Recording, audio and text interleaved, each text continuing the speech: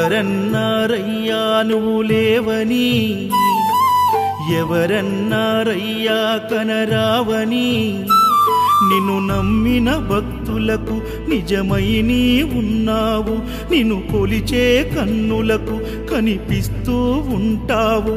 ఎవరేమన్నా అనుకున్నా నిన్ను మరవనయ్యా.